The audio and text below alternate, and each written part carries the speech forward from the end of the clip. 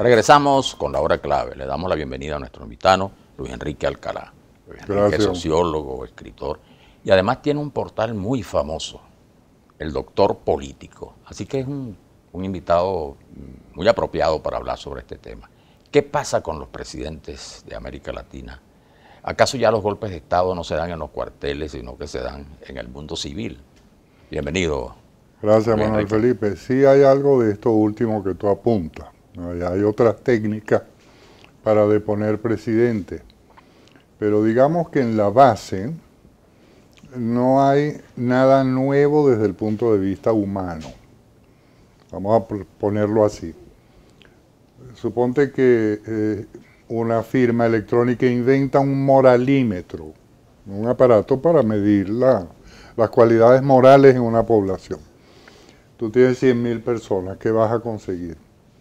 Bueno, que 5% son gente muy, muy buena, que 7% son malandros a tiempo completo, y la inmensa mayoría no es ni una cosa ni la otra.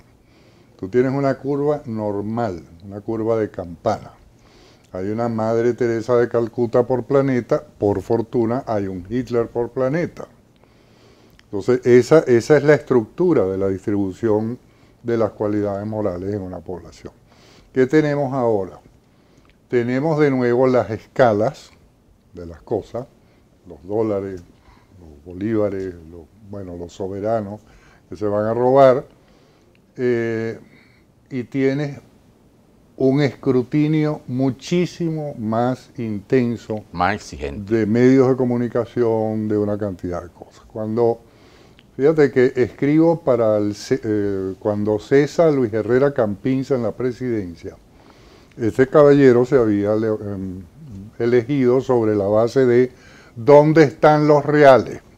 Como queriendo aludiendo decir al gobierno anterior de Carlos Andrés Pérez. Al primer gobierno de Carlos Andrés Pérez, del que se decía hubo mucha corrupción. Al término de Luis Herrera, entonces las acusaciones de corrupción eran sobre el gobierno de Luis Herrera.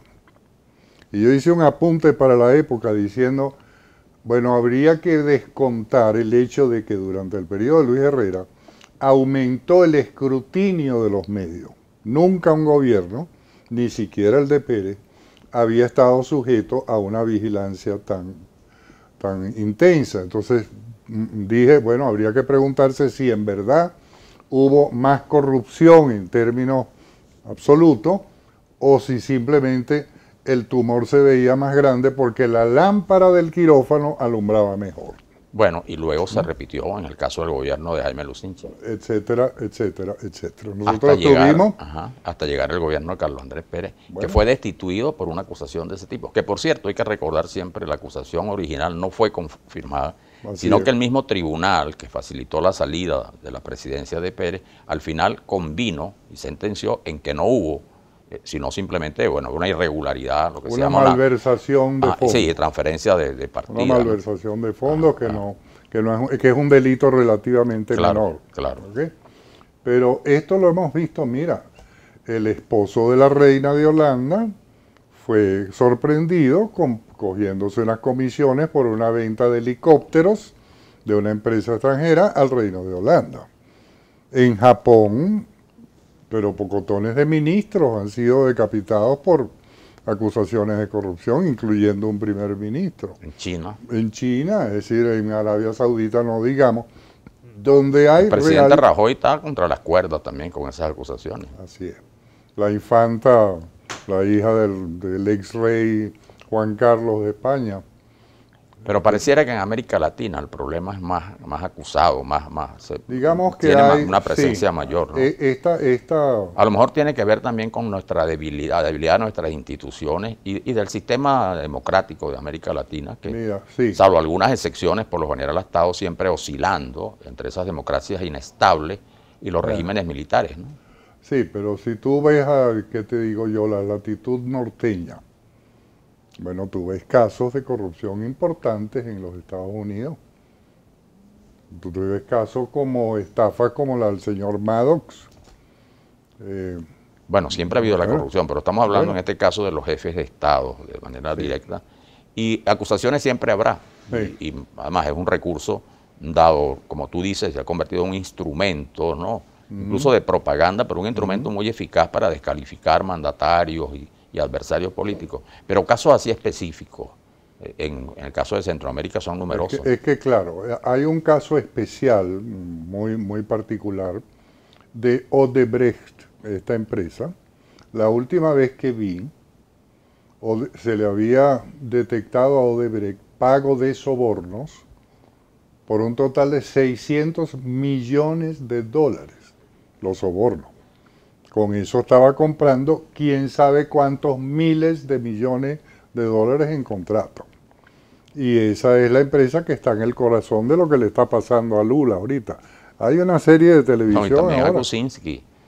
Tienes que Por verlo. supuesto, Kuczynski. No digamos aquí en Venezuela. Aquí en Venezuela hay pocotones de obras emprendidas por Odebrecht que no están concluidas. Están abandonadas. Es una transnacional de la corrupción. Totalmente. Es las ligas mayores. Poderosísima. Enorme, las ligas mayores. Con corrupción en América Latina, pero también en Asia. Han engrasado árabes y cosas de estas para tener contratos. Y en África, obviamente. Exactamente. Entonces ese es un problema gordo. ¿Cómo lo tratas? ¿Cómo lo curas? Bueno, mira, depende de los países, de las normativas que hay allí, etcétera. Debe haber una vigilancia particular. Yo creo que, por ejemplo, a nuestro Estado le hace falta una institución que no es la del Contralor General. En una empresa, por ejemplo, tú tienes el auditor externo, sí, que va a revisar tus balances, pero tienes un auditor interno. Sí, un auditor interno que no responde a los gerentes de las compañías, al revés, está vigilando desde adentro a los gerentes. Yo creo que un auditor general del Estado es una figura necesaria, así como hay un procurador general de la República. Ahora, el tema, y se nota en muchos de estos casos más recientes, es que más allá como decíamos, ¿no?, de la verdad, el mecanismo de la lucha contra la corrupción se utiliza dentro del juego polítisto, ¿no?, sin duda, para destituir, facilitar la caída del gobierno. Claro. Y pareciera que estuviera muy esto de bulto en el caso reciente de Perú y también en el caso de Lula, ¿no? Sin duda. Entonces ya ahí entra otra, digamos, sí, por supuesto. Ya la corrupción se usa ya de otra manera, ¿no? Claro, como podrías usar la trata de blancas. Claro. O digamos el consumo de drogas, si tú le puedes probar o por lo menos acusar con cierto grado de convicción de que este señor consume drogas o trafica, bueno, igual también. Y no necesariamente se trata de corrupción o de sobornos monetarios. Es decir, cualquier cosa vale en política porque la política es, para todos nuestros políticos, una lucha por el poder con la excusa de una ideología. Sí, o de una propuesta política determinada. Bueno, en general una ideología. Si yo salgo corriendo, claro, yo, Henry Falcón, salí del chavismo y creo el movimiento progresista, y entonces el progresista es una variante de la socialdemocracia, pero sigue siendo un planteamiento ideológico. Él cuando se despegó en 2010 del chavismo, después de 11, 12 años de muy cerca, sí, bueno, él salió diciendo que él seguía siendo socialista, pero ético y productivo. Esa era la diferencia. Como queriendo decir, Hugo Rafael Chávez Frías no es ni ético ni productivo. Pero siempre es eso. Hay, y lo hemos conversado tú y yo en otras ocasiones, hay una crisis planetaria de la política misma, cómo se la concibe, cómo se ejerce.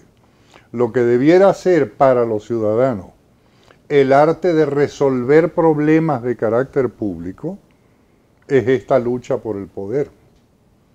Pero en la cual se inventó hoy. En la cual se valen todas las armas, ¿no? Todas las armas. Guerra es guerra, se dice. Los socialcristianos, pon tú, un exdirector... Que en teoría se deberían ser más apegados, digamos, a ciertos valores. Una ética. ¿No? Claro. En el libro de Enrique Pérez Olivares, principios de la democracia cristiana. Uno de los principios es moral política. Y si ese ingrediente no está, eso no sería un partido social cristiano. Pero en el Instituto de Formación de los Copellanos, en el IFEDEC, que ha formado muchos líderes centroamericanos, me dice un día el director general, no, bueno, nosotros enseñamos todas estas cosas y todos estos principios, pero también les decimos que en la política hay que sacar sangre. Esta es la declaración que me da.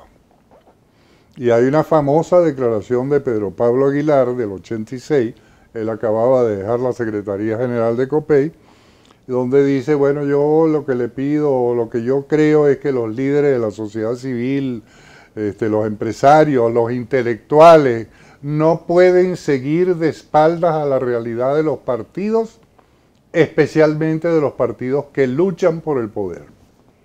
O sea, no era que el país estuviera de espaldas, no era que los partidos estuvieran de espaldas a la realidad del país, era que nosotros estábamos y no los comprendíamos de espaldas a la realidad de los partidos, que estaban luchando por el poder. Y eso es lo que justifica todo, eso es lo que es política.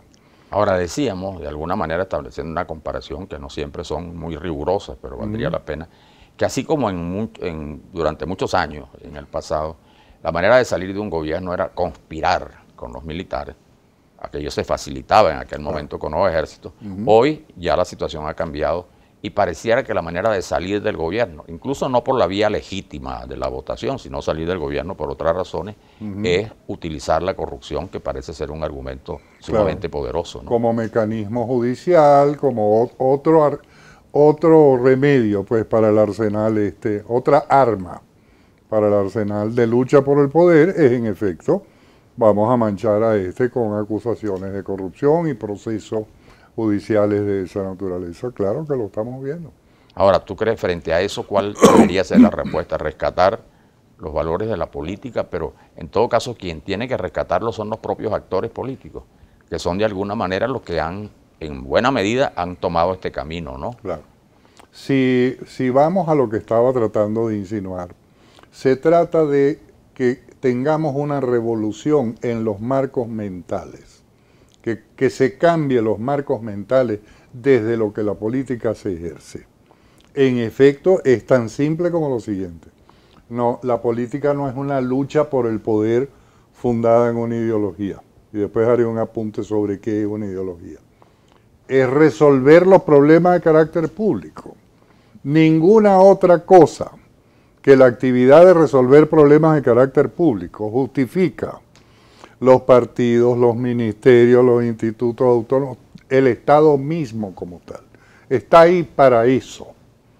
Y eso va a estar cada vez más en manos de la propia población. Ahorita tú tienes monedas que no dependen de un banco central, todo el tema de las criptomonedas. Ayer, noticia que me mandan, Estonia, que es un país chiquito, pero avanzadísimo, ya está ofreciendo residencias estonianas por internet, bueno, imagínate, digitales. Bueno, se nos termina el tiempo, Enrique, como siempre muy interesantes estas conversaciones y sobre todo este tema sobre el cual tenemos que seguir profundizando. Tenemos que seguir en eso. Muchas gracias.